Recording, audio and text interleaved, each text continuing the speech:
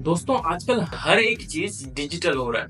चाहे वो घर बैठे ग्रोसरीज मंगाना हो, चाहे एस्ट्रोलॉजर से कंसल्ट करना हो, चाहे किसी डॉक्टर से कंसल्ट करना हो, चाहे कुछ भी आपको करना हो, आजकल हर एक चीज डिजिटल हो चुका है। ऐसे में एक और चीज थी जिनको हम कभी नहीं सोचते थे कि ये भी डिजिटल हो सकती है, लेकिन वो भी आजकल हो रहा है और वो है ऑनलाइन पूजा, ई पूजा। हम जो पूजा घर में करते थे, जिसमें हम पूजा होने से 2-3 दिन पहले तक सारी तैयारियां करते थे, पूजा में पूरे तरह से इन्वॉल्व हो जाते थे, ठीक है।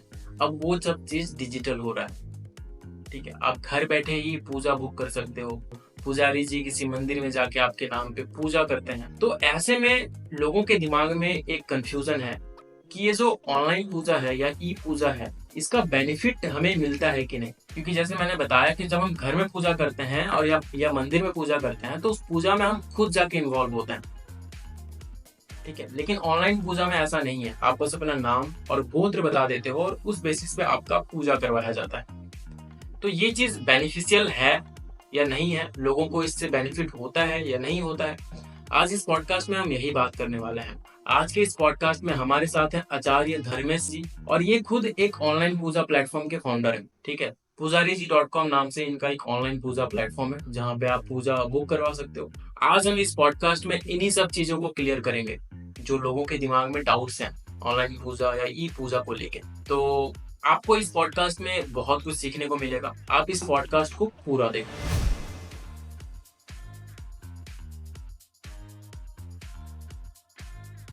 राधे राधे सर, कैसे हो आप? नमस्कार, बढ़िया बढ़िया। तो सर, जैसे कि आपका अनुभव बहुत ज्यादा है पूजा पाठ करवाने में और जी एस्ट्रोलॉजी फील्ड में भी आप हो, और जी जैसे कि आपने स्टार्ट अभी लॉन्च किया है एक स्टार्टअप पुजारी जी .com करके, वहाँ पे आप जी ऑनलाइन पूजा करवाते हो एंड शायद ऑफलाइन पूजा भी करवाते हो, राइट? जी। तो सर, आज हम इस पॉडकास्ट में यही बात करने वाले हैं कि क्या ऑनलाइन पूजा सच में काम करती है? क्या बिना पूजा में इन्वॉल्व हुए सच में ये ऑनलाइन पूजा काम करता है? क्योंकि जैसे जब घर में पूजा होती है हमारी, तो 2-3 दिन पहले से हम तैयारी करते हैं, सामान वगैरह इकट्ठा करते हैं, उस पूजा में जी एकदम जी पूरा मिल जाता है, जुल जाते हैं हम लोग, ठीक है। तो वहां पे लोगों को जी लगता है ये पूजा हमारे लिए काम करती है और ऑनलाइन पूजा नहीं करती है काम, ठीक है। इस जी चीज पे आज हम बात करेंगे। और एक और जी चीज है कि इंडिया में भगवान को लेके श्रद्धा बहुत है लोगों में, ठीक है। तो इस श्रद्धा जी का मिसयूज भी किया जाता है। बहुत सारे ऑनलाइन पूजा के साइट्स बनाए जाते हैं और धोखाधड़ी भी की जाती है, ठीक है। जी। तो बस इसी इसी के अराउंड रहेगा आज के हमारा ये पॉडकास्ट। तो सर, मैं पहले चाहूंगा कि आप अपने बारे में बताओ, कैसा रहा आपका अनुभव और कैसे शुरुआत हुई पुजारी .com की? जी मेरा नाम आचार्य धर्मेश उपाध्याय है और मैं पुजारी जी का फाउंडर हूँ। पुजारी जी को बनाने में जब मैं मुंबई इत्यादि शहरों में जाता था पूजा पाठ करवाने के लिए, तो वहाँ पे बहुत सारे लोगों को दिक्कत होती थी कि पंडित जी उनको अवेलेबल नहीं हो पाते थे, या जो पंडित जी वहाँ पे मिलते थे उनको ढंग से उस चीज़ का ज्ञान नहीं हो पाता था कि कर्मकांड को किस तरह से करवाया जाए या किस विधि विधान से करवाया जाए, जिससे कि जो हमारे जजमान हैं उनको लाभान्वित हो। तो यही सोच के हमने पुजारी जी की स्थापना करी है, ताकि जिससे लोग लाभान्वित हो सकें। और पुजारी जी मुख्य रूप से काम यही करता है कि सामग्री के साथ पंडित जी को उपलब्ध करवाता है आपकी पूजा को करवाने के लिए।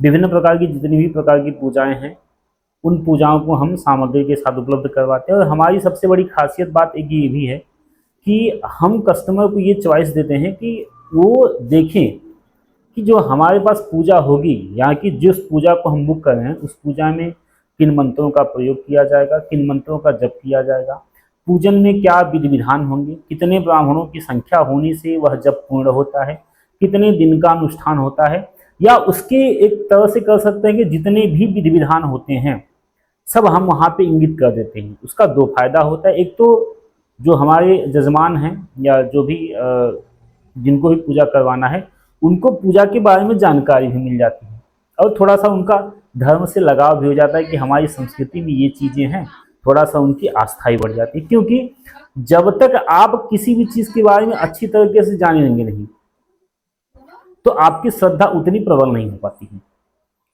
तो इसलिए हमने वहाँ पे ये उल्लेखित किया है कि हम जो पूजा पाठ है वो उनको उसकी विधि विधान के बारे में, मंत्रों के बारे में, उनकी जप संख्या के बारे में, और उसके बेनिफिट्स क्या हैं, और पूजा कब कब करवानी चाहिए, किस स्थिति में आप पूजा करवाएं, ये सारी चीजें मैंने वहां पे उल्लेखित करी हैं।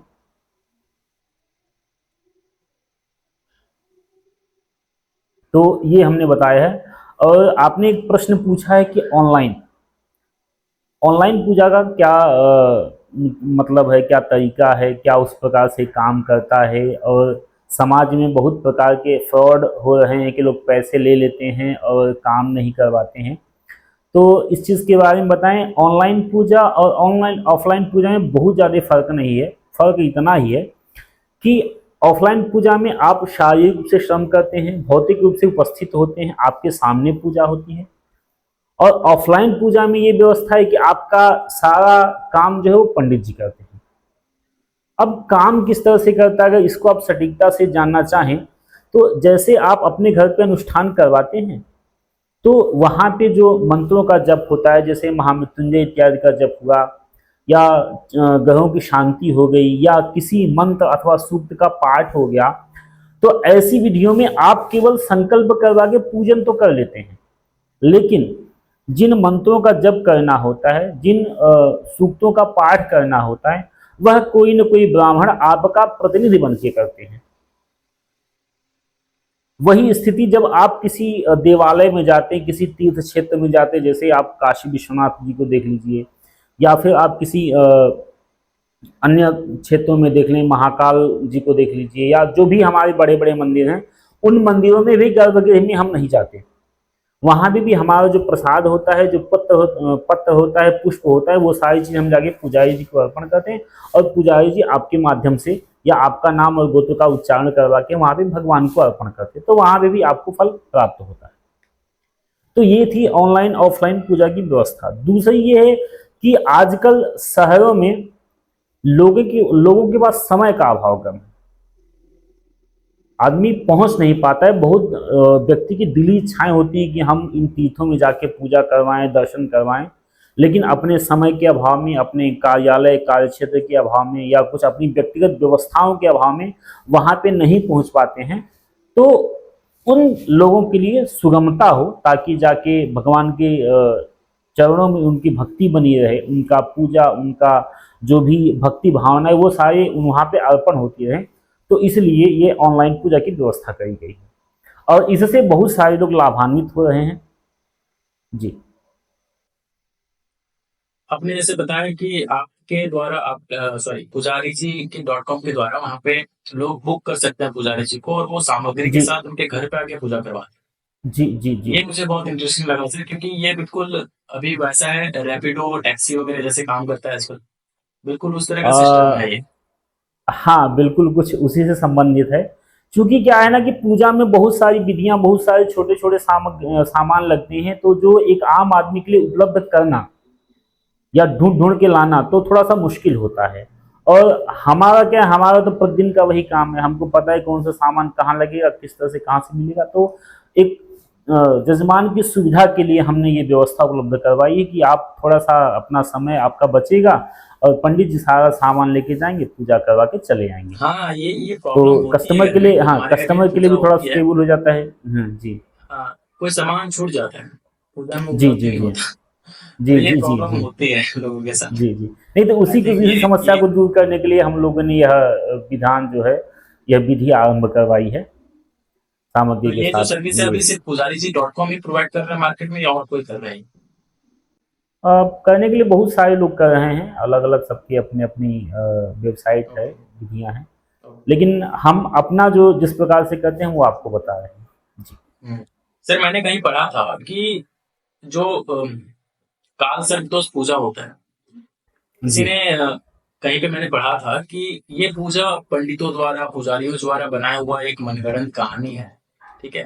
जी तो यहाँ पे बस पंडितों को या कमाई का एक जरिया बनाने के लिए इसको ये पूजा बताता है, दोष बताता है। जी तो जी सर जी इसके बारे में आप क्या कहना चाहोगे? क्या क्या काल सर्प दोष जैसी कोई चीज होती है?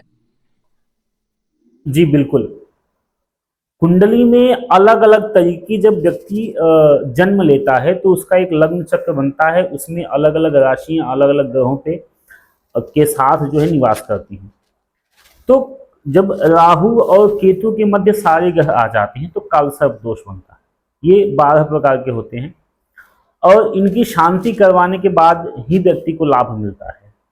अब जैसे कि आपने बताया कि लोगों की भ्रांतियां ऐसी हैं कि पंडित जी लोग अपनी कमाई के लिए इस प्रकार का षड्यंत्र करते हैं। तो एक सामान्य सी बात बताएं कि व्यक्ति जीवन में केवल एक ही बार पूजा करवाता है, कोई भी व्यक्ति हो, काल सर्प दोष या इस तरह के जो दोष होते हैं एक या दो बार पूजा करवाता है। तो क्या एक दो बार पूजा करवाने से इतने ब्राह्मण सबकी रोजी की व्यवस्था हो जाती है? नहीं। व्यक्ति जब पूजा करवाता है तो उसे अपने लाभ के लिए करवाता है, न कि किसी दूसरे के लाभ के लिए। जब व्यक्ति परेशान होता है तो उनके ज्योतिष में समाधान बताए गए हैं, उन समस्याओं के समाधान बताए गए हैं। अलग अलग तरह की समस्याएं होती कि जैसे कि आपने भी सुना होगा कि कुछ समस्याएं ऐसी होती हैं कि जो केवल देव दर्शन से ही समाप्त हो जाती। जैसे आप देवता का दर्शन किए, चींटियों को दाना खिलाए, मछलियों को दाना खिलाए, कुत्तों को रोटी दिए, पक्षियों को दाना किए, तो ये अलग तरीके का हो गया। कुछ ऐसे होते हैं जिनको हमको कहीं न कहीं जाके पूजा मंत्र के द्वारा ही वो चीज़ें होती हैं। तो जब तक हम उन मंत्रों के द्वारा उन ग्रहों की शांति नहीं करवाते हैं तब तक हमें जीवन में लाभ प्राप्त नहीं होता है।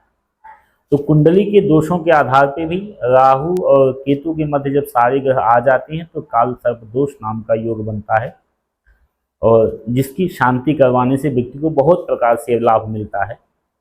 तो इसलिए शांति करवानी चाहिए और मन में इस प्रकार का भ्रामक नहीं पालना चाहिए कि पंडित जी लोग कमाने के चक्कर में ऐसा काम करते हैं। क्योंकि हम जब जाते हैं किसी के पास तो अपनी समस्याओं को लेके जाते हैं। आप अगर किसी डॉक्टर के पास जाएंगे तो उसको इसलिए नहीं जाएंगे कि वो कमा रहा है, आप परेशान होते हैं तब जाते हैं।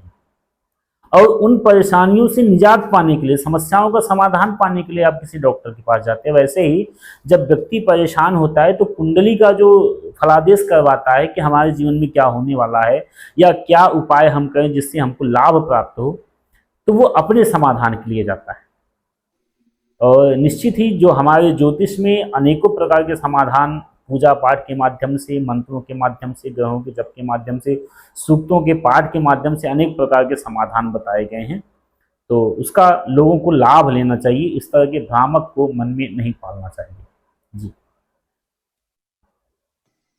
सर, मुझे प्रेम प्राप्ति पूजा के बारे में थोड़ा बताओ। यहाँ पे जो कपल्स हैं उनके बीच थोड़ा ये चीज फैला हुआ है कि अगर आप दोनों में झगड़ा हो गया तो प्रेम प्राप्ति पूजा कर लो, ठीक हो जाएगा, ये सब चीजें। तो आप थोड़ा इसके बारे में बताओ सर, क्या है ये? प्रेम प्राप्ति, देखिए प्रेम का मतलब होता है जब हम किसी से भी हमारा लगाव होता है। एक सामान्य भ्रांति आ गई है कि कपल के लिए ही केवल प्रेम उपलब्ध है, ऐसा नहीं है। प्रेम का मतलब होता है एक पति का पत्नी से, बड़े भाई का छोटे भाई से, माँ का अपने पुत्र से, बाप का अपने पुत्र से। तो प्रेम किसी से भी हो सकता है, प्रेम निस्वार्थ होता है। तो प्रेम प्राप्ति मतलब हमारे और आपके बीच में या जो दो लोगों के बीच में मनमुटाव की स्थिति होती है तो वो मनमुटाव की स्थिति को कम किया जा सके, इसलिए प्रेम प्राप्ति की पूजा करवाई जाती है। तो यह पूजा कात्यायनी देवी की भी होती है, भगवान शिव की भी होती है। शिव और गौरी माता जी का प्रेम अनन्य है। तो इनके भी पूजा करने से हमको अपने मनोरथों में सिद्धि प्राप्त होती है, इसमें कोई संदेह नहीं है। अगर व्यक्ति इस प्रकार के पूजा में भाग लेता है तो निश्चित ही हमें सफलता प्राप्त होती है। जी लोगों में मतलब कपल्स में अभी ये है कि ब्रेकअप हो गया तो ये पूजा करवा लो, ये तो ये सब चीजें हाँ काम करती है उनके लिए। हाँ बिल्कुल काम करती हैं। लाभान्वित लोग होते हैं, बहुत सारे लोग हैं जो पूजा का लाभ ले रहे हैं और इस पूजा में लाभ लेके अपने जीवन को सुखी बना रहे हैं। तो निश्चित रूप से ही पूजा काम कर रही है और जिन हम स्थानों पे पूजा करवाते हैं उन स्थानों का भी अपना महत्व होता है। ठीक है, तो उस स्थान का ही महत्व है और दोनों का सामंजस्य बिठा के जो करवाता है उसको बहुत लाभ प्राप्त होता है। बहुत सारे ऐसे लोग हैं जो लाभान्वित हुए हैं और दिन प्रतिदिन नवीनता के साथ इसमें लाभान्वित हो रहे हैं, चाहे कपल के लिए हो, चाहे जो नए युग के लोग हैं, जो युवक युवतियां हैं इनके साथ भी हैं, या जो दंपति हैं, या बहुत सारे ऐसे लोग परिवार मिलते हैं जिनमें आपस में घर में भाई भाई में, भाई भौजाई में या जो पारिवारिक स्थिति उसमें भी असामंजस्य की स्थिति होती है, तो उनमें सामंजस्य बिठाने का काम यह पूजा कहीं न कहीं निश्चित रूप से ही करती है। तो लोग बहुत लाभान्वित हो रहे हैं इस पूजा से। जी। तो और क्या क्या समस्याओं के लिए हम पूजा में भाग ले सकते हैं सर, थोड़ा बताओगे इसके बारे में? समस्याएं देखिए, मानव जीवन है, समस्याएं बहुत तरह की होती हैं। जब व्यक्ति पैदा होता है, पैदा हो से लेकर अंत्येष्टि के पहले तक, या सनातन धर्म में मरने के बाद अंत्येष्टि के बाद के भी जो कर्म होते हैं उनका भी विधि विधान का बहुत महत्व होता है। पूजा जो होती है वह मुख्य रूप से विधि विधान बहुत महत्वपूर्ण होता है।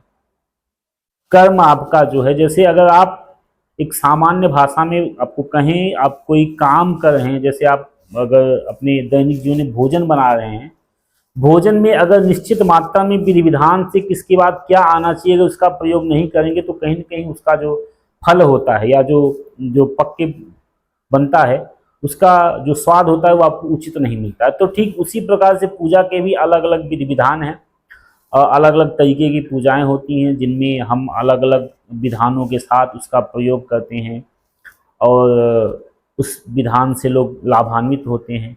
पूजा में जैसे व्यक्ति जब जन्म लेता है तो गंडमूल, भद्रा और विष्कुंभक योग इत्यादि, जो जन्म के समय ही जब व्यक्ति पैदा होता है, अगर अश्वनी या रेवती नक्षत्रों में हो गया, मघा या श्लेषा नक्षत्रों में पैदा हो गया, ज्येष्ठा या मूल नक्षत्र में पैदा हो गया, तो जिसको हम सामान्य भाषा में सत्ताईसा का भी प्रयोग करते हैं, तो उसकी भी शांति करवाई जाती है। भद्रा में हो गया, या आप देखते होंगे जब आकाश में ग्रहण लगता है, सूर्य चंद्रमा का ग्रहण लगता है, तो ग्रहण के समय भी जो जातक पैदा होता है उसके भी जीवन में अनेक प्रकार के संकट आते हैं।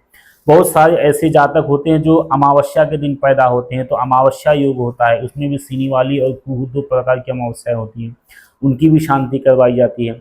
भद्रा करके करण होता है, विष्टि जिसको बोलते हैं, उसकी भी शांति करवाई जाती है। विष्कुंभक योग होता है, उसकी भी शांति करवाई जाती है। उसके अलावा कुंडली के योग से अगर आप देखें तो नवग्रह हमारे हैं, सूर्य चंद्र मंगल बुध गुरु शुक्र शनि राहु केतु, इनकी दशाएं, अंतर दशाएं, प्रत्यंतर दशाएं, गोचर दशा, ठीक है, तो इनके अलग अलग तरीके की दृष्टि होती है, दृष्टिपात होता है, उसका फल मिलता है। शनि की रैया बहुत फेमस है, साढ़े साती बहुत प्रसिद्ध है, तो उसकी भी शांति करवाई जाती है। तो कहीं न कहीं पूजा पाठ के माध्यम से, विधि विधानों के माध्यम से लोग लाभान्वित हो रहे हैं, और यह हमारी सनातनी परंपरा से चली आ रही है और यह निरंतर चलती रहेगी, जिससे लोग लाभान्वित होंगे। और हर एक व्यक्ति को अपने जीवन में कुछ पूजन के साथ साथ कुछ अपने जीवन के लिए भी व्यक्ति को प्रयास करना चाहिए। जैसे स्नान इत्यादि करने के बाद आप देखते होंगे लोग नहाने के बाद ना सीधे चड्डी बनियान पहने सीधे मंदिर में चले गए, भगवान को धूप बत्ती दिए और चले आए। ऐसा नहीं करना चाहिए। आप जब किसी से मिलने के लिए जाते हो तो अपने आप को पहले सर्वोपरि सत्ता जो हमारी होती है उससे मिलने के लिए, जो है प्रेजेंट करने के लिए जाते हैं, तो थोड़ा सा अपने आप को मेंटेन होके जाना चाहिए। तो व्यक्ति गया, नहाया, नहा के निकला तो सीधे मंदिर में चला गया। अरे भाई, मंदिर हमारी सर्वोपरि सत्ता है, हम वहां पे जाते हैं, परमात्मा के पास उनको नमन करते हैं, अर्पण करते हैं। तो वहां पे व्यक्ति को अपने आप सुसज्जित होके तैयार होके जाना चाहिए। साथ ही साथ एक चीज और भी देखते होंगे लोग, नहाने के बाद, पूजा करने के बाद लास्ट में तिलक लगाते हैं। तिलक जो होता है वो हमारा अलंकार होता है। जैसे हम मुख पे क्रीम इत्यादि लगाते हैं, परफ्यूम, शैम्पू, मतलब जो भी हमारी व्यवस्था होती है, तो वैसी हमारी आभा का एक बिंब होता है, जो तेज होता है, उसको व्यक्ति को तिलक लगाना चाहिए। तिलक लगा के अपने आप को व्यवस्थित होना चाहिए। उसके बाद फिर भगवान की पूजा, जो भी जिनका जो भी दैनिक जीवन में कृत्य होता है, चाहे हनुमान चालीसा का पाठ करना हो, मृत्युंजय मंत्र का जप करना हो, या जिन भी देवताओं को लोग पसंद करते हैं उनका भजन करते हैं, तो उनको वो चीज़ें करनी चाहिए। लेकिन हमारा यही मानना है कि जो भी हो अपने आप को थोड़ा सा व्यवस्थित हो, थोड़ा सा मेंटेन होके मंदिर में जाना चाहिए, तो ज़्यादा लाभान्वित होगा इस चीज़ के लिए। लोगों में बहुत सारी चीजें हैं, नियम बना के रखे हैं लोग, जैसे काला कपड़ा पहन के पूजा नहीं करना चाहिए, या बहुत सारी ऐसी और भी नियम हैं जो पूजा में लोग लगाते हैं। तो इसके बारे में कुछ बताओ सर। हाँ, ये नियम जो है, पूजन में नीले वस्त्र का निषेध कहा गया है। नीले वस्त्र। हाँ, नीले वस्त्र का निषेध कहा गया है उसका पूजन में। यहाँ तक कि हम जिस आसन पे बैठते हैं, जिस आसन पे बैठते हैं उस आसन पे भी नीले रंग का प्रयोग वर्जित कहा गया है। बाकी दूसरा आपने जो बताया कि काला कपड़ा या लाल कपड़ा या जो हम इस तरह के वस्त्र पहन के हमको नहीं जाना चाहिए। तो जो सबसे उत्तम वस्त्र होता है वो श्वेत होता है, सफ़ेद। सफ़ेद हुआ, नहीं तो कुछ देशाचार भी होता है, जैसे कहीं कहीं पे पीला माना जाता है। कुछ ऐसे देवता हैं जैसे पीताम्बरा देवी हैं जिनमें पीला वस्त्र, पीला भोजन इत्यादि से जब उनकी पूजा की जाती है तो पीला कलर का ज़्यादा महत्व होता है। जब हम देवी की उपासना करते हैं तो वहाँ पे हमें लाल रंग की प्रधानता की जाती है, लाल पुष्प, लाल चंदन, लाल वस्त्र, लाल चुनरी। लेकिन वहीं पे जब हम शनि या राहु केतु के बारे में जाते हैं, उनकी पूजा करते हैं, तो वहाँ पे काले रंग की प्रधानता होती है। तो रंग के जो वस्त्र होते हैं इनका महत्व ग्रहों को प्रसन्न करने से होता है। और हमने कभी कभी प्रयोग भी करवाया है कि अगर आप उस रंग के कपड़े पहन के पूजा पाठ में भाग लेते हैं तो उसका फल आपको शीघ्र ही प्राप्त होता है। तो अलग अलग विधाओं में, अलग अलग विधानों में अलग अलग तरह की व्यवस्थाएं बनाई गई हैं किस पूजा के लिए कौन सा प्रयोग किया जाना चाहिए, क्या मतलब पहन के करना चाहिए, क्या भोजन है उसके, क्या आसन है उसके, क्या विधान है। यहाँ तक कि जब हम आप देखते होंगे जो हमारे घर में दीपक जलता है, जो पूजा के लिए दीपक जलते हैं ना, तो पूरब दिशा में दीपक जलाना चाहिए सात्विकता के लिए, दक्षिण दिशा में अन्य कार्य के लिए, पश्चिम दिशा में, उत्तर दिशा में। तो जैसे प्रयोग होते हैं उस प्रकार का दीपक की दिशा भी बदल जाती है। बहुत सारी विधाएं हैं कर्मकांड में जिनको हम नहीं, मतलब बहुत भी कितना भी प्रस्तुत किया जाए तो समय बहुत कम पड़ेगा। एक सामान्य सा परिचय अगर हम आपको पूजा की विधियों के बारे में दे दें तो जैसे कि हम अपने घर पे किसी देवता या किसी व्यक्ति जी के पास किसी व्यक्ति को हम बुलाते हैं जब हैं तो उसका सम्मान करते हैं। जैसे आप ही के घर पे अगर कोई व्यक्ति आए तो आप क्या करेंगे, आओ भैया आओ, उसको बुलाएंगे, आराम से बिठाएंगे, कुछ जलपान कराएंगे। अगर व्यक्ति बाहर से आया होगा तो स्नान की व्यवस्था करेंगे, फिर वस्त्र इत्यादि की व्यवस्था करेंगे, फिर जो हम आभूषण इत्यादि जिससे हम श्रृंगार करते हैं, चाहे चंदन हो, चाहे पुष्प हो, चाहे अक्षत हो, उससे हम श्रृंगार करते हैं। फिर धूप दीप उनकी प्रसन्नता के लिए मतलब करते हैं। फिर भोजन देते हैं, भोजन देने के बाद फिर उनके हाथ पांव धुलवा के फिर जो मुखवास, तांबूल इत्यादि की व्यवस्था होती है वो देते हैं। और उसके बाद जब हम सब कुछ कर लेते हैं तो फिर उनसे हाथ जोड़ के, महाराज और बताइए क्या स्थिति है, कैसे आप हैं और हमारा ये काम है। तो हम विशेषकर देवताओं को तभी बुलाते हैं जब हमको अपना कोई स्वार्थ सिद्ध करवाना हो। जैसे अगर आप मंदिर में जाएंगे तो आप भगवान का हाल चाल लेने के लिए नहीं जाते, आप जब भी जाएंगे तो अपनी व्यथा ही करने के लिए जाएंगे। भगवान हमको गाड़ी दे दो, घोड़ा दे दो, बच्चा नहीं पढ़ रहा है, पत्नी की नौकरी छूट गई है, माँ बाप बड़े अस्वस्थ हैं, कोई ना कोई समस्या आपकी बनी रहती है। लेकिन जब समस्याओं के समाधान के लिए आप किसी के पास जाते हैं तो पहले उसको तो प्रसन्न करने का काम आपका है।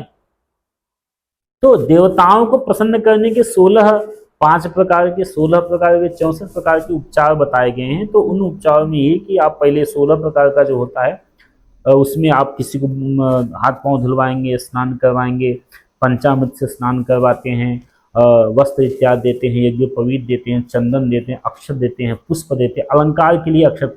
कुछ लोग आपने देखा होगा कि जब व्रत इत्यादि देते तो वहां बोलते हैं अक्षत नहीं चढ़ाना चाहिए। अक्षत का जो उपयोग होता है वो अलंकार के लिए होता है। जैसे आप अगर ब्राह्मण को या आपको तिलक लगाते हैं तो चंदन लगाने का फिर वहां पे अक्षत चिपकाते हैं। अक्षत जिसका क्षत ना हो या जो क्षय ना हो, जो खंडित ना हो, तो एक आशीर्वादात्मक रूप में होता है व्यक्ति के लिए। तो चंदन, अक्षत, पुष्प, बिल्वपत्र, यहाँ तक कि हमारे सनातन संस्कृति में जो भी चीज़ें हम देवताओं के लिए उपयोग करते हैं उसका कहीं न कहीं हमको साइंटिफिक रीजन होता है, वैज्ञानिक कारण होता है, औषधीय कारण होता है जिससे हम लाभान्वित होते हैं। तो चंदन हो गया, अक्षत हो गया, पुष्प हो गया, धूप हो गया, धूप सुगंध के लिए, दीप प्रकाश के लिए होता है। उसके बाद नैवेद्य होता है जो हम भोजन इत्यादि करते हैं।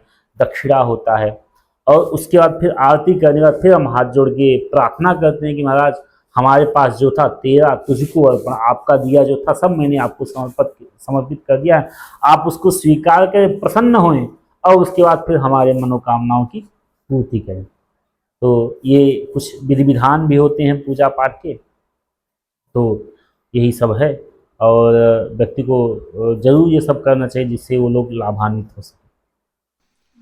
सर हमारे जैसे जो लोग हैं जो डिजिटल मार्केटिंग फील्ड में काम करते हैं या जो मतलब थोड़े डिजिटली काम करते हैं, उनके लिए जी सुबह उठ पाना थोड़ा मुश्किल होता है। तो यहाँ पे जैसे सूर्य को जल अर्पण करना, पूजा पाठ करना जैसी चीजें मिस हो जाती है, जो कि हमारा ब्रह्म मुहूर्त होता है उसमें हम नहीं कर पाते हैं चीजें। जी तो जी। क्या 9-10 बजे 11 बजे के बाद भी पूजा पाठ करना चाहिए हमें, तो उससे सेम लाभ मिल देखिए रहा हो तो? हाँ, लाभ तो कहीं न कहीं देखिए, आप अगर घी खाएँगे तो कहीं न कहीं तो लाभ करेगा ही, नुकसान तो हम्म, करेगा नहीं आपको। बिल्कुल। बशर्ते ये होता है कि अगर आप समय से करते हैं तो थोड़ा ज़्यादा लाभ प्राप्त करते हैं, समय से बाद करेंगे तो थोड़ा कम लाभ प्राप्त करेंगे। बाकी अगर आप सूर्य को जल देते हैं तो अगर आप नहीं, आपकी व्यवस्था हो पाती, आप 7 बजे नहीं, लेकिन जब भी आप उठें, लेकिन व्यक्ति को करना चाहिए। अब ये सोच के कि हम लेट उठ के नहीं करेंगे तो ऐसा नहीं होना चाहिए, करना चाहिए। हमारे यहाँ शास्त्रों में तो जो हम ब्राह्मण हैं पूजन पाठ करते हैं उनके प्रकार 3 प्रकार की संध्या बताई गई हैं। उत्तमा तारकोपेता, मध्यमा लुप्त तारक, अधमा भास्करोपेता, प्रातः संध्या, 3 प्रकार की संध्या सुबह की बताई गई हैं। पहली संध्या जो होती है वो जब आकाश में तारे होते हैं, वो सबसे उत्तम है। मध्यम कही गई है कि जब आकाश से मतलब तारे लुप्त हो गए हों। और तीसरी कही गई है कि जब आकाश में सूर्य की आभा प्रकाश कांति आ गई, यानी कि सूर्य भगवान निकल गए हों। ऐसे ही मध्याह्न संध्या होती है जब भास्कर भगवान दिन में सूर्य सर के ऊपर हो जाते हैं। फिर उसी प्रकार की सायं संध्या होती है। तो पूजा करने का कोई एक नियम तो है कि आप इस टाइम पे करेंगे तो ज़्यादा लाभान्वित हो सकते हैं, लेकिन सबके लिए जब भी अवसर मिले तभी करना चाहिए। आप यूँ सोचिए ना कि अगर आप किसी देवालय में जाते हैं और आप लाइन लगाएं, जैसे आप अपने त्योहारों के समय जाएं तो काशी विश्वनाथ में या महाकाल में जाएं, लाइन लगाएंगे, सुबह आप लाइन लगाएं, 10-11 बजे आपका नंबर आया तो क्या आप दर्शन नहीं करोगे? लाभ तो आपको तब भी मिलेगा, लाभ तो आपको तब भी मिलेगा, क्योंकि आप 3 घंटे 4 घंटे वहां पर मेहनत किए। तो ऐसा नहीं है, व्यक्ति को जब भी अवसर मिले तो तब भी करना चाहिए। सर ऑनलाइन पूजा पे आते हैं, ठीक है। यहाँ पे मेरे लाइफ में अगर कोई प्रॉब्लम है, ठीक है, तो मुझे उस प्रॉब्लम से रिलेटेड सीधा ऑनलाइन पूजा करवाना चाहिए या पहले मुझे कंसल्ट करना चाहिए किसी पुजारी से या किसी एस्ट्रोलॉजर से कि मुझे ये प्रॉब्लम है, मुझे कंफर्म करना चाहिए तब मुझे वो पूजा करवाना चाहिए कि सीधा वो पूजा हमें बुक करवाना चाहिए? देखिए, जो हमारी जो पूजाएं हैं, जैसे आपने बोला कि आप किसी एस्ट्रोलॉजर से कंफर्म कीजिए तब पूजा करवाएं या डायरेक्ट जाके बुक करें। जो हम पूजा प्रोवाइड करवाते हैं या जो पूजा पुजारी.com प्रोवाइड करवाता है, उसमें आपकी पूजा की जितनी भी समस्याएं होती हैं, मतलब कौन सी समस्या हो तो क्या पूजा करवानी चाहिए, वो वहाँ पे सारा उल्लिखित होता है। और रह गई बात एस्ट्रोलॉजर से संपर्क करने की, तो एस्ट्रोलॉजर से संपर्क करने का होता है कि हम अपनी जो समस्या, उन समस्याओं को लेकर श्योर हो जाते हैं, निश्चित हो जाता है कि हमारा ये चीज़ है, अब हमको यहाँ पे जाना चाहिए। जैसे अगर आप किसी डॉक्टर के पास जाओ, डॉक्टर आपको दवा दे दे, तो आप दवा तो खा लोगे, लेकिन थोड़ा सा कहीं भी आपके मन में भी ये शंका होती है, पता नहीं सही है या गलत है। लेकिन जब वही आप जांच करवा लेते हैं तो आप भी श्योर हो जाते हैं कि हाँ भाई हमारे पास ये जांच से रिपोर्ट आई है कि ये चीज़ें हैं।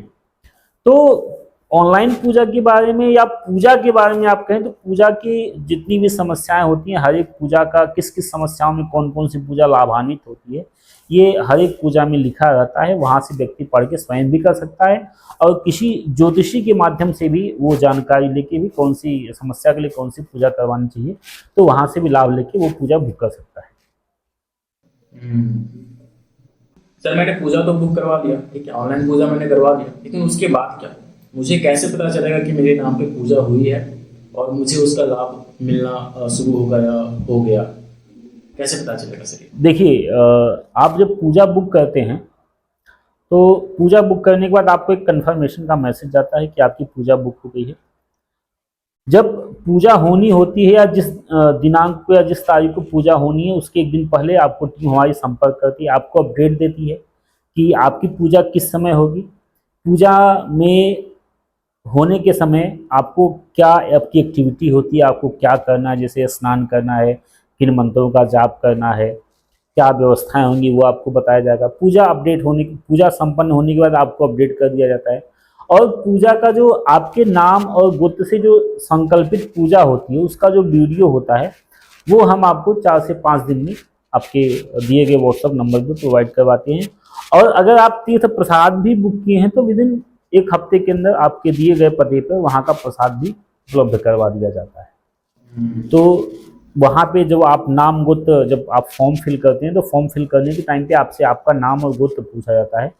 लेकिन यहाँ पे एक चीज़ ये भी है कि बहुत सारे ऐसे लोग होते हैं जिनको ये पता नहीं होता कि हमारा गोत्र कौन सा है। गोत्र मतलब होता है कि हम किन ऋषियों की संतानें हैं। तो कश्यप ऋषि जो होते हैं वो उन्हीं की सारी सृष्टि है, उन्हीं के पितामह वही हैं। तो सारे जिनके भी गोत्र नहीं पता होते हैं या जिनका नाम नहीं पता अपने गोत्र का जिनको पता नहीं होता तो उनको कश्यप के नाम से उनका संकल्प किया जाता है और लोग करके लाभान्वित हो रहे हैं। क्योंकि कहा गया है कि मंत्रे तीर्थे द्विजे देवे दैवज्ञे भेषजे गुरु यादृशी भावना यत्स सिद्धे भवति तादृशी। आप मंत्र में, तीर्थ में, देवता में, ज्योतिषी में और अपने गुरु पे जैसी श्रद्धा रखते हैं वैसा ही आपको फल मिलता है। क्योंकि मंत्र क्या एक समूह, एक अक्षरों का समूह ही तो होता है, लेकिन जब हम उनका बार बार उच्चारण करते हैं तो वही हमको लाभ देना शुरू करते हैं। तो ये विधि विधान इसके हैं। सर आपने तीर्थ पूजा के बारे में भी बताया था अपने वेबसाइट पे, ठीक है, कि तीर्थ पूजा करके भी करवाते हो आप लोग, तो इसके बारे में मुझे बताओ सर। तीर्थ पूजा क्या होती है? कोई इंसान तीर्थ पे जाता है तो वो खुद वहाँ पूजा करेगा या आप लोगों से पूजा करवाएगा? ये लोगों में कंफ्यूजन है, आप बताओ एक बार। देखिए बहुत आसान बात है ये। तीर्थ पूजा, तीर्थ मतलब होता है जो हमारे तीर्थ है, जैसे काशी है, गया है, त्र्यंबकेश्वर है, उज्जैन है, हरिद्वार है, गंगोत्री, यमुनोत्री, बद्री, केदार धाम, जगन्नाथपुरी, गंगा सागर, बहुत सारे भारत में तीर्थ हैं। हाँ। तो जैसा कि हमने आपको पीछे बताया था कि कुछ ऐसे पूजाएं होती हैं, कुछ ऐसे ग्रहों की शांति होती है जो तीर्थ में करवाने से लाभ मिलता है। जैसे अगर आप त्रिपिंडी श्राद्ध करवाते हैं, अमावस्या शांति करवाते हैं, काल सर्प दोष की शांति करवाते हैं तो कुछ तीर्थों में बड़ा लाभ मिलता है। जैसे त्रिपिंडी के लिए आप अगर काशी के पिशाच मोचन कुंड पे जाते हैं तो वहाँ पे करवाने से बड़ा लाभ मिलता है। गया जी में धर्मारण्य तीर्थ है, वहाँ पे लाभ मिलता है। उज्जैन नासिक में त्र्यंबकेश्वर में कुशोदक तीर्थ है। बद्रीनाथ में ब्रह्म कपाली तीर्थ है। तो ऐसे ऐसे बहुत सारे भारत में तीर्थ हैं जहाँ पे करवाने से बहुत अच्छा लाभ मिलता है। तो तीर्थ पूजा का मतलब ये है कि जैसे अब आप अगर दिल्ली में बैठे हैं और आपको बनारस में पूजा करवाने, तो आप कैसे पता चल पाएगा कि कौन सी पूजा है, क्या है, उसका विधि विधान क्या है। बहुत सारे ऐसे लोग होते हैं जो खर्चों से डरते हैं, पता नहीं कितने पैसे लगेंगे, क्या व्यवस्था होगी, क्या कार्य हो पाएगा, क्या है उस पूजा के बारे में जानकारी है। तो इन सब चीज़ों की जो इनकी जो समस्याएं हैं, उन समस्याओं के समाधान के लिए हमने तीर्थ पूजा का उल्लेख किया है, जहाँ पे आप जाएंगे, पूजा के बारे में, पूजा की समस्याएं क्या हैं, किन समस्याओं के समाधान हेतु क्या पूजा करनी चाहिए, कब पूजा करवानी चाहिए, वहाँ पे किस जगह पे पूजा होगी, पूजा का विधि विधान क्या है, कितने ब्राह्मण लगेंगे, पूजा में क्या क्या होगा, किन किन देवताओं का पूजन होगा, किस किस प्रकार से पूजन होगा, पूजा में कितना समय लगता है। और बहुत सारे ऐसे लोग होते हैं कि जो चाहते हैं कि हम इसमें कुछ और एडिशनल करवा सके, अतिरिक्त कुछ जुड़वा सके, जैसे सहस्रार्चन हुआ, ठीक है। कुछ जैसे त्रिपिंडी करवाते हैं तो वहाँ पे पितृसूक्त का पाठ हो जाता है, जिनके घर पे समस्याएं थोड़ी ज़्यादा होती हैं, तो उनके लिए वहाँ पे सारी चीज़ें उल्लिखित हैं। और वहाँ पे आप अपने बजट के आधार पे, और वहाँ पे बजट भी निर्धारित है, बजट के आधार पे आप वो पूजा बुक कीजिए, हमारे पंडित जी, हमारी टीम आपको संपर्क करती है। और एक चीज़ की विश्वसनीयता है कि हमारे जितने भी कर्मकांडी वैदिक पंडित जी हैं जो पूजा पाठ करवाते हैं, सभी पाठशालाओं से प्रशिक्षित हैं, कर्मकांड में निपुण हैं और काफ़ी समय से उनको कर्मकांड करवाने का अनुभव है। तो इसलिए आप ज़रूर एक बार इस सेवा का लाभ लें क्योंकि ये पूजा, ये सेवा आप ही लोगों के लिए है, जनता के लिए है। जनता की समस्याओं को देखते हुए हमने ये चीज़ें कही थी, क्योंकि बाहर में बहुत सारी असावधानियाँ होती हैं, जो लोगों को पंडित जी मिल नहीं पाते, अलग अलग तरीके से लोग ठगी का शिकार भी हो जाते हैं, पूजा करवाते हैं, उनको लाभ नहीं मिल पाता है। तो उन सब समस्याओं से निजात के लिए ही हमने ये तीर्थ पूजा का आयोजन किया है। यहाँ पे दो सुविधाएं हैं, जैसे बहुत सारी ऐसी पूजा हैं जिनमें आप नहीं पहुंच सकते। अगर आप चाहते हैं कि आपका बनारस में महामृत्युंजय मंत्र का जप हो, तो मृत्युंजय महादेव का मंदिर है, वहाँ पे जप इत्यादि करवा दिया जाता है।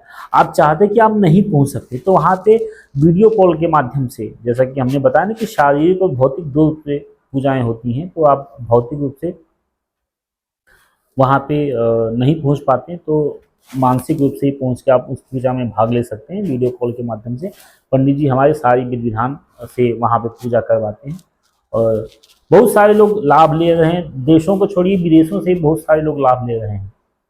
बिल्कुल। अलग अलग जगह, अलग अलग विदेश देशों से वालों लोग के लिए आते तो हैं। ये एक बहुत ही अच्छा प्लेटफॉर्म बन जाएगा, क्योंकि वहां से इंडिया हाँ में पूजा हाँ करवाना थोड़ा ये आसान हो जाएगा अभी। हाँ, बिल्कुल। बहुत सारे लोग हैं जो हमारे क्लाइंट्स हैं, जर्मनी के हैं और अन्य अन्य क्षेत्रों के, ऑस्ट्रेलिया के हैं, नेपाल के हैं, तो जहाँ से लोग आते हैं और बहुत लाभ ले रहे हैं। सर मेरे पास कुछ क्वेश्चंस आए हैं, ठीक है, मेरे जी ऑडियंस से ही। मैंने बताया था उनको कि मैं एक ऑनलाइन पूजा करवाने वाले से एक पॉडकास्ट कर रहा हूँ, तो आप अपने क्वेश्चंस मुझे भेजो। तो उन्होंने मुझे क्वेश्चन भेजे हैं, उनका आंसर आप करो सर। बताएं ठीक है, बताएं बताएं, स्वागत है। तो सर हमारा फर्स्ट क्वेश्चन है, मेरे लाइफ में कर्ज बहुत है, ठीक है, मेरे लाइफ में कर्ज बहुत है, मेरा बिजनेस कर्ज के तले डूबा हुआ है, तो इससे छुटकारा पाने के लिए मुझे कौन सा पूजा करवाना चाहिए या क्या करवाना चाहिए? मतलब स्पिरिचुअल सॉल्यूशन चाहते हैं ये, तो आप इसमें क्या बता सकते हो सर? व्यक्ति अगर कर्ज में डूबा हुआ है, तो उसके लिए उज्जैन में ऋण मुक्तेश्वर महादेव हैं, जहाँ पे पूजा करवाने से बहुत लाभ मिलता है। और ऐसी मान्यता है कि हरिश्चंद्र जब अयोध्या का राजपाट उन्होंने विश्वामित्र जी को दान कर दिया था, तो भ्रमण करते हुए वहाँ पे पहुँचे, भगवान का उन्होंने पूजन किया और उससे जो है उन्हें पुनः संपत्ति की प्राप्ति हुई। तो भारत में बहुत सारे ऐसे तीर्थ हैं जहाँ पर, ऐसे मंदिर हैं जहाँ पे दर्शन करने से, पूजन करने से, पाठ करवाने से, वहाँ पे पूजा पाठ करवाने से व्यक्ति को बहुत लाभ मिलता है। तो लोगों को इसका लाभ लेना चाहिए। कहीं न कहीं जो देवता हैं और बड़ी कृपा होती है उनकी, और लोग बहुत तो लाभान्वित कुछ होते हैं। हैं आपके पास केस स्टडीज वगैरह जिससे लोगों का प्रॉब्लम इससे दूर हुआ हो, improve हो सके? हाँ, बहुत सारे ऐसे हैं जिनकी समस्याएं बड़ी होती हैं, तो एक बार में नहीं, दो बार में नहीं, आप लगातार 2 बार 3 बार जाइए, करते जाइए, तो थोड़ा थोड़ा करके आपको रास्ता दिख जाता है और लाभ होना शुरू हो जाता है। मैंने देखा है जी सर पुराने जमाने में, जैसे अभी आपने एग्जांपल लिया राजा हरिश्चंद्र का, पुराने जमाने जी में लोगों की लाइफ में कोई भी प्रॉब्लम आता था तो वो उसका स्पिरिचुअल सॉल्यूशन ढूंढते थे, या तो कोई पूजा करवाते थे, कोई यज्ञ करवाते थे। लेकिन आज के टाइम में ये आदत हट चुका है लोगों से, ठीक है, बहुत दूर जा चुका है। उनके लाइफ में कोई भी प्रॉब्लम आता है तो वो स्पिरिचुअल सॉल्यूशन दूर दूर तक उसके दिमाग में आता ही नहीं है, ठीक है। बहुत सारी उसका केमिकल कारण ये है, सॉल्यूशन। उसका हाँ, उसका कारण ये कि क्योंकि हम आधुनिकता के चक्कर में अपनी जड़ों को छोड़ते हुए चले जा रहे हैं। आप अगर शहरों को छोड़ दीजिए, देहातों में आज भी ये परंपराएं जीवित हैं। हाँ यार। समस्या होती तो पहले लोग अपने पुरोहित के पास जाते, अपने गुरु के पास जाते हैं और वहां से समाधान पूछते हैं, फिर हम आगे बढ़ते हैं। हम्म, तो शहरों में ये चीज़ें दिक्कत है, क्योंकि हर आदमी बाहर से अलग अलग जगह से जाके निवास कर रहा होता है, अपने काम के प्रति, अपने उद्देश्य के प्रति, अपने परिवार को पालने और संभालने के लिए बहुत परेशान होता है।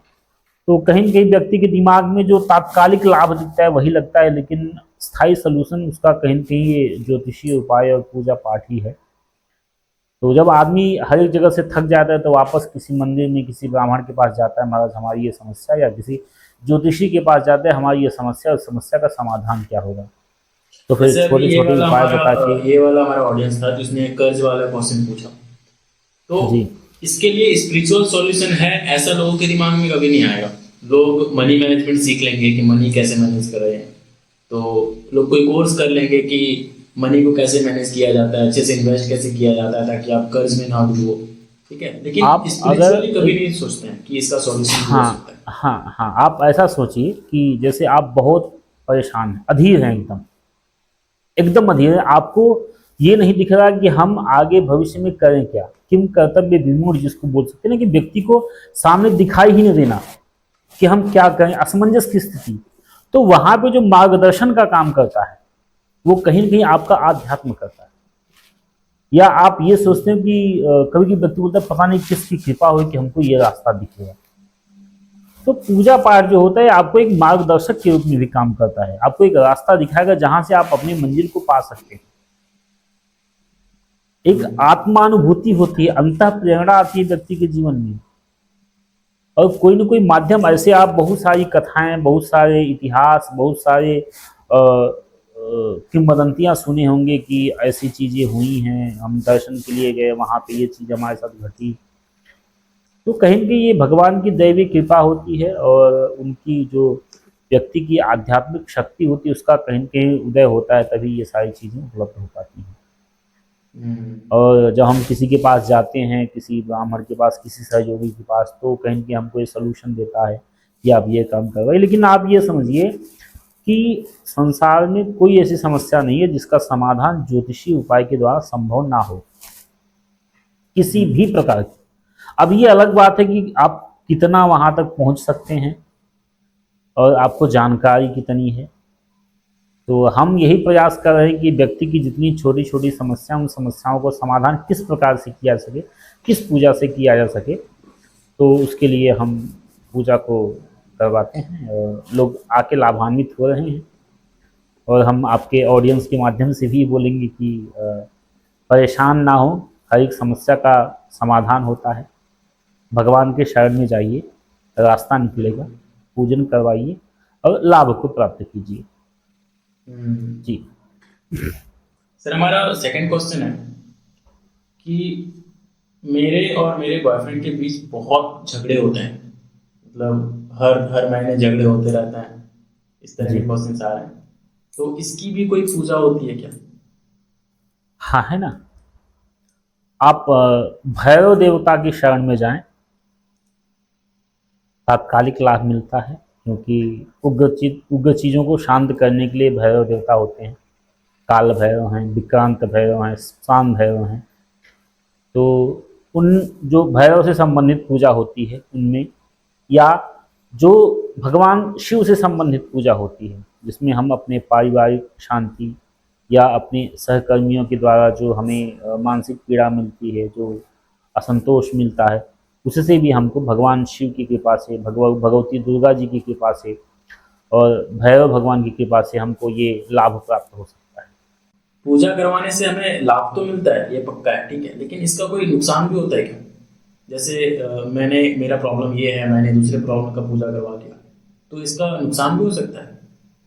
नहीं, ऐसा नहीं, पूजा ऐसा का नहीं। कोई नुकसान नहीं, ऐसा कोई नुकसान नहीं है। हम्म, क्योंकि आप जो चीज़ें आपके स्वास्थ्य के अनुकूल हों वो खाने से कभी आपको नुकसान नहीं हो। बिल्कुल। आप किसी मंदिर में जाएंगे, अगर आपकी इच्छा हो या ना हो, तो आप दर्शन कर लेंगे या आप किसी बड़े को प्रणाम कर लेंगे तो आशीर्वाद वो देगा, तो उससे आपको नुकसान थोड़ी मिलेगा हम्म, भाई। आशीर्वाद मतलब उनका स्नेह होता है, प्रेम होता है, और वो कभी नुकसानदेह नहीं होता। अगर इस प्रकार की हम्म, भ्रांतियां लोगों के मन में हैं तो ये कहीं न कहीं गलत है। और बहुत सारी ऐसी भ्रांतियां हमारे समाज में व्याप्त कर दी गई हैं पुराने समय से।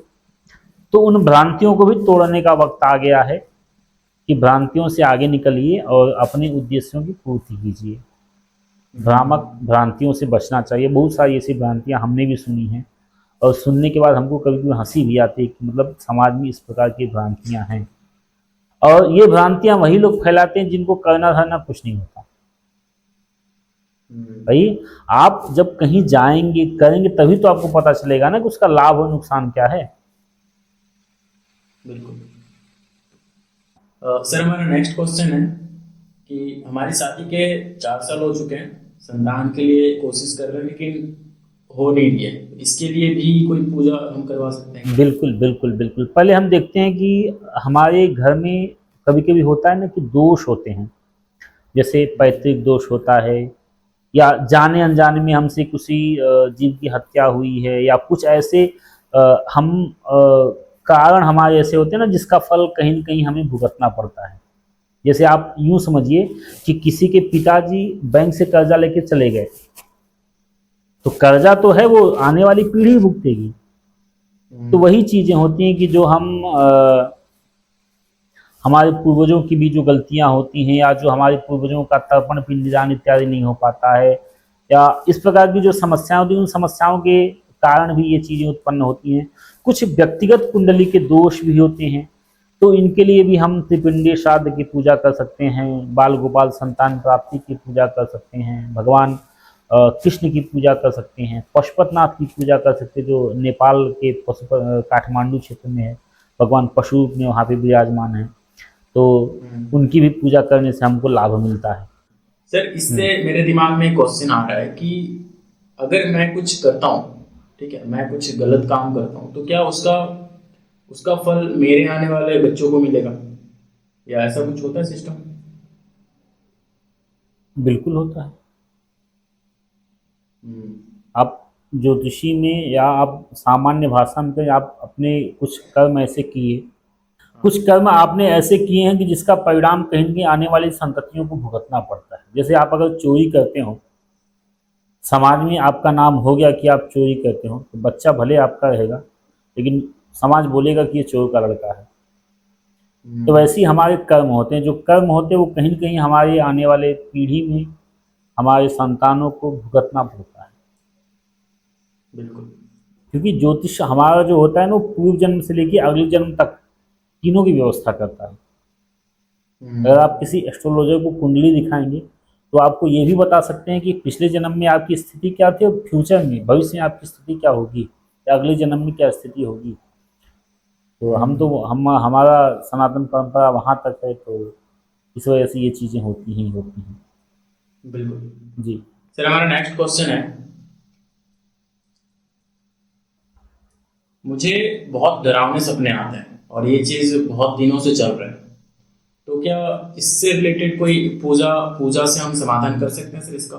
डरावने सपने, ये कुछ सपना बस सपना होता है या इसके पीछे कुछ रीजन भी होता है? डरावने सपने एक्चुअली होते हैं जब हम कहीं किसी भूत प्रेत या पिशाच के संपर्क में आ जाते हैं या कहीं हम ऐसे जगह पे चले जाते हैं जहाँ से हमको बुरी आत्माएं हमारे साथ किसी न किसी रूप से प्रवेश कर जाती हैं या ये चीज़ पता कैसे जाने चलेगा सर अनजाने इसको? कुछ तो व्यक्ति के जीवन में घटने लगती घटनाएं, असामान्य घटनाएं, जैसे उनके खड़े होते तो पास में किसी व्यक्ति का महसूस होना, कुछ अजीब सी स्मेल व्यक्ति को आना, अकेले बैठा व्यक्ति है फिर भी उसको डर लगना, सोते सोते अचानक जग जाना, डरावने सपने आना, ये चीज़ें जब व्यक्ति के जीवन में आने लगती है तो कहीं न कहीं वो तंत्र बाधा का प्रयोग होता है। दिन में बैठ के सोना, आँखें हमेशा चढ़ी रहना, बात-बात पे झल्लाहट आना, बहुत सारी ऐसी स्थितियाँ होती हैं जो हम तो जो तांत्रिक पूजाएँ होती हैं, तंत्र बाधा मुक्ति की पूजा होती है, जो भैरव की पूजा होती है और गणेश जी भी बहुत सारे ऐसे देवता हैं जो हम तंत्र बाधा की मुक्ति के लिए जिनका हम लाभ ले सकते हैं, जिनकी पूजा करवा के हम लाभ ले सकते हैं, तो इससे लाभान्वित होते हैं। साथ ही साथ कुछ ऐसी पूजाएँ हैं जैसे पीताम्बरा देवी की पूजा है, जहाँ पे लोग कोर्ट कचहरी से संबंधित मुकदमा जीतने के लिए पूजा करवाते हैं, केस जीतने के लिए, चुनाव में चुनाव जीतने के लिए। बहुत सारी ऐसी विधाएँ हैं कि आप अलग-अलग मंदिरों के में जाके आप इस तरह की पूजाएँ करवा सकते हैं और उसका लाभ ले सकते हैं। ग्रह ओके शांति की पूजा है। जी। सर, हमारा नेक्स्ट क्वेश्चन है कि घर में पैसा नहीं टिकता, मतलब कमाने वाले तो बहुत मेंबर हैं लेकिन पैसे नहीं टिकते घर में, तो इसका क्या रीज़न है सर एस्ट्रोलॉजी में? या इनका खर्चे बहुत ज़्यादा है इसलिए नहीं टिकता, या सच में कोई रीज़न है इसका एस्ट्रोलॉजी में? नहीं, बोलते हैं कि जब घर के मुखिया प्रसन्न होते हैं, जिस घर में घर के मुखिया प्रसन्न होते हैं, लक्ष्मी जी का निवास वहाँ पे होता है। तो ऐसी स्थितियों में व्यक्ति को अपनी वास्तु शांति करवानी चाहिए, सबसे पहली प्राथमिकता होती है। ये हम व्यक्तिगत पूजा की बता रहे हैं, जो हम घर पे पूजा करवाते हैं, तो वहाँ पे वास्तु शांति व्यक्ति को करवानी चाहिए। और वास्तु शांति के साथ साथ कुछ लक्ष्मी जी का प्रयोग जो व्यक्ति को करवाना चाहिए, जैसे श्री सूक्त का पाठ हो गया, उसका हवन हो गया, और बहुत सारी प्रकार की पूजाएं हैं जो हम करवा के और अपनी को लक्ष्मी जो हरासमेंट है या लक्ष्मी जी का जो नुकसान हो रहा है, धन की जो हानि हो रही है, तो उससे लाभ लिया जा सकता है। इसका ये भी तो रीजन हो सकता है सर, उनके पास खर्चे बहुत ज्यादा हो, अच्छे से मनी मैनेज नहीं करते हो, ईएमआई बहुत ये सारे लेके सब रखे हो। सब कुछ सही है, लेकिन जब आने का स्रोत बनेगा ना, तो खर्चे आपके कितने भी हों, अगर आपके पास पैसे आ रहे हैं तो खर्चे कितने भी आप करते जाएं तो आपको कभी दिक्कत नहीं होगी। लेकिन आने का स्रोत कम होता है, खर्चे बढ़ जाते हैं, तो समस्या उत्पन्न हो जाती है। हम्म। जैसे आपको घर से बराबर पैसा पिताजी आपको देते हैं, तो आप जेब से कितना भी खर्च करो आपको दिक्कत नहीं है, लेकिन ऊपर से पैसा आना बंद हो जाए और खर्चे आपके ना बंद हों, तो समस्याएं हम्म। उत्पन्न हो जाती हैं। तो जो पूजा पाठ हमारे होता है, वो आने का स्रोत होता है, उसको बढ़ा देता है, तो इससे लोग लाभान्वित होते हैं। सर हमारा नेक्स्ट क्वेश्चन है कि जी। घर में मेरे कुछ मेंबर हैं जो बीमार रहते हैं, ठीक है, और बहुत दिनों से बीमार हैं, बहुत इलाज किया लेकिन उनका सॉल्यूशन नहीं मिल रहा, तो इसका कोई स्पिरिचुअल सॉल्यूशन है सर, पूजा पाठ या कुछ एस्ट्रोलॉजी का? बीमारी के लिए, हाँ, बीमारी के लिए एस्ट्रोलॉजी में सबसे सर्वोत्तम, जो सबसे उत्तम देवता है, मृत्युंजय भगवान है, भगवान शिव हैं। तो जो रोगनाशक मृत्युंजय मंत्र का जप होता है, रोगनाशक भगवान शिव का कुशोदक से अभिषेक होता है, तो ये पूजा करवा सकते हैं। भैरव की पूजा करवा सकते हैं, तांत्रिक हवन करवा सकते हैं, देवी की पूजा करवा सकते हैं, रोगनाशक भगवान गणपति की पूजा करवा सकते हैं, दुर्वा इत्यादि से हवन होता है उसको करवा सकते हैं। काशी में मृत्युंजय महादेव मंदिर है, वहाँ पे पूजा आयोजित की जाती है, तो वहाँ पे मृत्युंजय मंत्र का जप करवा सकते हैं। और बहुत बहुत विधि विधान हैं, पूजाएं की बहुत सारी विधियां हैं, अलग अलग पूजा जो होता है वो अलग अलग तिथियों पे होता है, नक्षत्रों के आधार पर होता है, मास के आधार पर होता है, सूर्य जब गोचर करते हैं उनके आधार पर अलग अलग क्षेत्रों में पूजा निर्धारित की जाती है, तो उससे भी लोगों को लाभ मिलता है। और जी। सर क्वेश्चंस तो हमारे इतने ही थे, तो सर अभी मैं चाहूंगा कि आप pujaritji.com के बारे में थोड़ा बताओ, ठीक है, कि होता है ना एक फाउंडर का गोल होता है कि कंपनी कहाँ हाँ, तक पहुंचे या लोगों को किस तरह से हम सुविधा पहुंचाएं, ठीक है, ऑनलाइन पूजा ये सब तो है, लेकिन और क्या बेनिफिट हम दे रहे हैं सब लोगों को? देखिए, पुजारी जी डॉट कॉम एक पूजा का प्लेटफॉर्म ही नहीं है, बल्कि एक सनातन धर्म का संरक्षक है, जो सनातन संस्कृति और धर्म को एक साथ लाके, और आपकी जो वैदिक परंपराएं हैं, वैदिक रीतियां हैं, इन सब का समावेश करके एक जगह पे प्रस्तुत कर रहा है। और हम लोगों का सबसे मुख्य उद्देश्य ये है कि समाज में सनातन संस्कृति जो हमारी परंपरागत वैदिक रीत से चली आ रही है, उसको एक नई दिशा देके व्यवस्थित तरीके से सुचारू रूप से हम चला सकें। हमारे जो सनातन धर्म के धर्मावलंबी हैं, उनको उसका लाभ मिल सके, अपनी जड़ों से, अपनी परंपराओं से, अपनी संस्कृति से जुड़े रहें। और जो बहुत सारी ऐसी चीज़ें हैं जिसके बारे में लोग नहीं जानते हैं, तो हम वो भी कोशिश कर रहे हैं कि हम उसको समाज में प्रस्तुत कर सकें, अलग अलग ग्रंथों से, अलग अलग जो गुरुजनों के द्वारा हमें प्राप्त हुआ है, वो हम समाज को देना चाह रहे हैं। हम चाह रहे हैं कि ज़्यादा से ज़्यादा लोग पुजारी जी डॉट कॉम के माध्यम से या पुजारी जी के माध्यम से जुड़ के अपने धर्म के बारे में, अपने समाज के बारे में, अपनी संस्कृति के बारे में और अपने व्यक्तिगत जीवन के बारे में जो भी समस्याओं, उन समस्याओं को लोग लाभान्वित कर सकें। ज़्यादा से ज़्यादा हमारा प्रयास है, हम कम पैसे में ये सुविधा लोगों को देना चाह रहे हैं, ताकि लोग लाभान्वित हो सकें। सुविधा युक्त बना रहे हैं, लोग ज़्यादा प्रयास ना करना पड़े, सामान के साथ हम दे रहे हैं। अगर आपके पास प्लेस की व्यवस्था नहीं हो पाती, जैसे आप मेट्रो सिटीज़ में रहते हैं जहाँ पे आप अपने कलीग के साथ रहते हैं, 3-4 लोग एक साथ रहते हैं, तो वहाँ पे पूजा की व्यवस्था नहीं हो पाती। उसके लिए हमने ऑनलाइन पूजा की व्यवस्था करी है कि आप वहाँ पे आइए, वीडियो कॉल के माध्यम से हम वो सुविधा अवेलेबल करवा सकें। साथ ही साथ अगर आपका बजट बहुत ज़्यादा नहीं हो पाता है, कम पैसे में आप पूजा करवाना चाहते हैं, तो हम जो ई पूजा आयोजित करवाते हैं, उन पूजा में आप अपनी सहभागिता लेके कम पैसे में वहाँ पे पूजा करवा सकते हैं, वहाँ से भी आपको लाभ प्राप्त कर सकते हैं। तो पुजारी जी का मुख्य उद्देश्य यही है कि ज़्यादा से ज़्यादा लोग लाभान्वित हो सकें और समाज में सुख शांति हो, सर्वे भवन्तु सुखिनः की भावना हमारी है, सभी लोग लाभान्वित रहें और सब स्वस्थ रहें, निरोग रहें, भगवत भक्ति सबको मिलती रहे। सर, जो अभी एस्ट्रोलॉजी प्लेटफॉर्म्स हैं, जो बड़े बड़े एस्ट्रोलॉजी एप्स हैं, अभी वो लोग भी हम्म। ऑनलाइन पूजा का जो सर्विस होता है वो लॉन्च कर चुके हैं, ठीक है। और मैं देख रहा हूँ वहाँ पे उनके पूजा के जो कॉस्ट होते हैं वो हजारों में लाखों में जाते हैं। तो सर, हर कोई तो इन पूजाओं को अफोर्ड नहीं कर सकता। देखिए हमारी, हाँ देखिए हमारी जो पूजा की सुविधा है, जो हम सर्विस देते हैं, उसमें हमने पारदर्शिता रखी है। अगर आप उस पूजा के बारे में जानना चाहें तो हम तो वहाँ पे आपको विधि विधान के साथ देते हैं। हम तो आपको ये भी देते हैं कि कौन सी पूजा है, कि कौन सा मंत्र है, कि उस मंत्र का कितना जप है, कितना समय लगेगा, क्या क्या व्यवस्थाएं हैं, कितना खर्च आएगा। बहुत रिजनेबल प्राइस भी हमने रखा है। और सामग्री क्या क्या लगेगी, पूजन सामग्री क्या क्या लगेगी, क्या क्या होगा, पंडित जी हमारे जाएंगे तो पूजा पाठ में क्या क्या करवाएंगे। शायद आपको इस प्रकार की सुविधा देने वाला पुजारी जी के अलावा कोई और दूसरा प्लेटफॉर्म तो हमें नहीं लग रहा है कि है जो इस प्रकार की सुविधा दे, इतना क्लियर पारदर्शिता के साथ कि आप इन इन चीज़ों को खुद स्वयं से देख लीजिए। जिसको नहीं पता है वो भी वहाँ पे जाके देखे कि आएंगे तो गौरी गणेश का पूजन होगा, स्वस्ति वाचन होगा, वरुण का पूजन होगा, मातृका का पूजन होगा, मंत्रों का जप होगा, या भगवान शिव का अभिषेक होगा। तो जो आरंभ से लेके अंत तक या कर्म की समाप्ति तक की जो प्रक्रिया सारी हमने वहाँ पे की, बहुत पारदर्शिता के साथ हम और हमारी टीम मिलकर इस पे काम कर रही है कि ताकि जनता में जो भ्रामक स्थिति है, जहाँ पे लोग ठगा जा रहे हैं, तो वो चीज़ें किसी के साथ ना हो। तो वो पारदर्शिता देने के लिए हम और हमारी टीम प्रयासबद्ध है और कोशिश है, और लोग लाभान्वित भी हो रहे हैं। तो ये है।